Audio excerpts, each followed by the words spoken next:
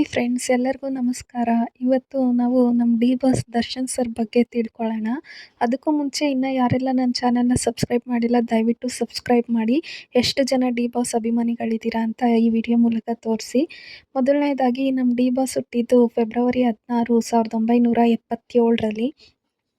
ಅವರ ಹುಟ್ಟೆಸರು ಬಂದುಬಿಟ್ಟು ಹೇಮಂತ್ ಕುಮಾರ್ ಅಂತ. ಅವರ ತಂದೆ ಹೆಸರು ನಮಗೆಲ್ಲ ಗೊತ್ತಿರೋ ಹಾಗೆ ತೂಗುದೀಪ ಶ್ರೀನಿವಾಸು. ಅವರ ತಾಯಿ ಮೀನಾ.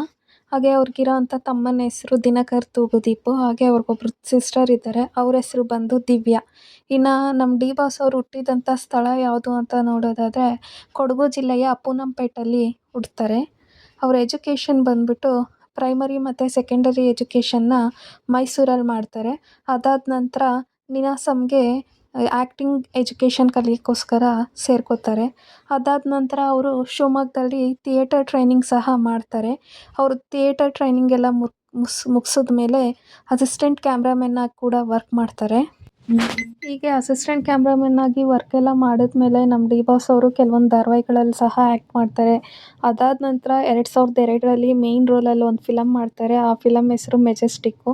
ನಮಗೆಲ್ಲ ಗೊತ್ತಿರೋ ಹಾಗೆ ಮೆಜೆಸ್ಟಿಕ್ ಸಖತ್ ಹ್ಯಾಟ್ರಿಕ್ ಇದು ಬ್ಲಾಕ್ ಬಸ್ಟರ್ ಆಗಿ ಹೊರಹೊಮ್ಮುತ್ತೆ. ದರ್ಶನ್ ಸರ್ ಸಹ ಆ್ಯಕ್ಟಿಂಗ್ ಚಿಂದಿಯಾಗಿ ಮಾಡಿದ್ದಾರೆ. 2002ರಲ್ಲಿ ಮೆಜೆಸ್ಟಿಕ್ ಆದಮೇಲೆ 2003ರಲ್ಲಿ ಮದುವೆ ಆಗ್ತಾರೆ. ಅವ್ರ ವೈಫ್ ಹೆಸರು ಬಂದುಬಿಟ್ಟು ವಿಜಯಲಕ್ಷ್ಮಿ. ಇವರಿಗೆ ಒಬ್ಬ ಮುದ್ದಾದ ಮಗ ಇದ್ದಾನೆ, ಅವನ ಹೆಸರು ವಿನೀಶ್. ಇನ್ನು ನಮ್ಮ ಡಿ ಬಾಸ್ಗೆ ಏನೇನು ಹಾಬೀಸ್ ಇದೆ ಅಂತ ನೋಡೋದಾದರೆ ಅವ್ರಿಗೆ ಕಾರ್ಸ್ ಅಂದರೆ ಸಖತ್ತು ಕ್ರೇಜು. ನೀವು ನೋಡ್ಬೋದು ಅವ್ರ ಹತ್ರ ಎಷ್ಟು ಕಾರ್ಸ್ ಕಲೆಕ್ಷನ್ ಇದೆ ಅಂದರೆ ಯಾರ ಹತ್ರನೂ ಇಲ್ಲ, ಅಷ್ಟು ಕಾರ್ಸ್ ಕಲೆಕ್ಷನ್ ಇಟ್ಕೊಂಡಿದ್ದಾರೆ. ಅದಾದಮೇಲೆ ಅವ್ರಿಗೆ ಪ್ರಾಣಿಗಳಂದರೆ ಭಯಂಕರ ಪ್ರೀತಿ. ಅದೆಷ್ಟು ಪ್ರೀತಿ ಅನಿಮಲ್ಸ್ ಮೇಲೆ ಅಂದರೆ ಅದಕ್ಕೋಸ್ಕರ ಅವ್ರು ಮೈಸೂರಲ್ಲಿರೋಂಥ ಫಾರ್ಮ್ ಹೌಸಲ್ಲಿ ಒಂದು ಪ್ರೈವೇಟ್ ಮಿನಿ ಝೂನೇ ಓಪನ್ ಮಾಡಿಬಿಟ್ಟಿದ್ದಾರೆ. ಅದಾದಮೇಲೆ 2006ರಲ್ಲಿ ತೂಗುದೀಪ ಪ್ರೊಡಕ್ಷನ್ನ ಎಸ್ಟಾಬ್ಲಿಷ್ ಮಾಡ್ತಾರೆ. ಇದಾದ ನಂತರ ಸುಮಾರು ಫಿಲಮ್ಸ್ಗಳನ್ನ ಮಾಡ್ಕೊಂಡು ಬಂದಿದ್ದಾರೆ ದರ್ಶನ್ ಸರು. ಅದಾದಮೇಲೆ ಅವ್ರದ್ದು ಲೀಗಲ್ ಕಾಂಟ್ರವರ್ಸಿಗಳು ಏನೇನಾಗಿದೆ ಅಂತ ನೋಡೋದಾದರೆ 2011ರಲ್ಲಿ ಅವ್ರಿಗೂ ಅವ್ರ ವೈಫ್ಗೂ ಒಂದು ಸ್ವಲ್ಪ ಕಾಂಟ್ರವರ್ಸಿಯಾಗಿ ಪೊಲೀಸ್ ಸ್ಟೇಷನ್ ಮೆಟ್ಟಿಲೆಲ್ಲ ಹತ್ತಿ ಬರ್ತಾರೆ. ಅದಾದ ನಂತರ 2021ರಲ್ಲಿ ಇಂದ್ರಜಿತ್ ಲಂಕೇಶ್ ಅವ್ರ ಹೋಟೆಲಲ್ಲಿ ವೆಯ್ಟರ್ ಮೇಲೆ ಮ್ಯಾನ್ ಹ್ಯಾಂಡ್ಲಿಂಗ್ ಮಾಡಿದ್ರು ಅಂತ ಅದೊಂದು ಕೇಸ್ ಆಗುತ್ತೆ. 2023ರಲ್ಲಿ ದರ್ಶನ್ ಸರ್ ಮನೆ ನಾಯಿ ನೈಬರ್ ಮನೆಯವ್ರ ಮೇಲೆ ದಾಳಿ ಮಾಡ್ತು ಅಂತ ಹೇಳಿಬಿಟ್ಟು ಆ ನೈಬರ್ ಮನೇಲಿದ್ದಂತಹ ಹೆಂಗಸು ಕಂಪ್ಲೇಂಟ್ ಕೊಡ್ತಾರೆ. ಇದು ಸಹ ಕಾಂಟ್ರವರ್ಸಿಯಾಗಿ ಲೀಗಲಿ ಅವರು ಸ್ವಲ್ಪ ಸ್ಟೇಷನ್ಗೆಲ್ಲ ಓಡಾಡಬೇಕಾಗತ್ತೆ. ಇದೆಲ್ಲ ಆದಮೇಲೆ ರೀಸೆಂಟಾಗಿ ಆಗಿತ್ತು ಅಂದರೆ ಇಡೀ ಕರ್ನಾಟಕನೇ ಅಲ್ಲಾಡಿಸಿದಂಥ ಸುದ್ದಿ ಅಂದರೆ ಚಿತ್ರದುರ್ಗದ ರೇಣುಕಾಸ್ವಾಮಿ ಕೊಲೆ ಕೇಸ್.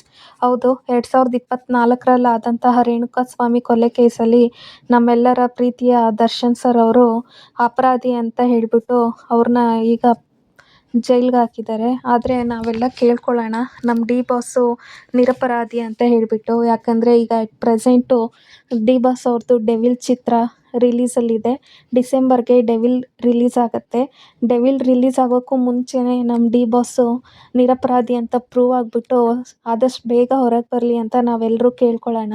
ಇನ್ನು ಡಿ ಬಾಸ್ ಅವರು ಯಾವ್ಯಾವ ವರ್ಷ ಯಾವ್ಯಾವ ಫಿಲಮ್ ಮಾಡಿದರು ಅನ್ನೋ ವಿಡಿಯೋ ಬೇಕು ಅಂದರೆ ಆದಷ್ಟು ಈ ವಿಡಿಯೋನ ಸಬ್ಸ್ಕ್ರೈಬ್ ಮಾಡಿ, ನನ್ನ ಚಾನಲ್ನ ಸಬ್ಸ್ಕ್ರೈಬ್ ಮಾಡಿ, ಈ ವಿಡಿಯೋನ ಲೈಕ್ ಮಾಡಿ.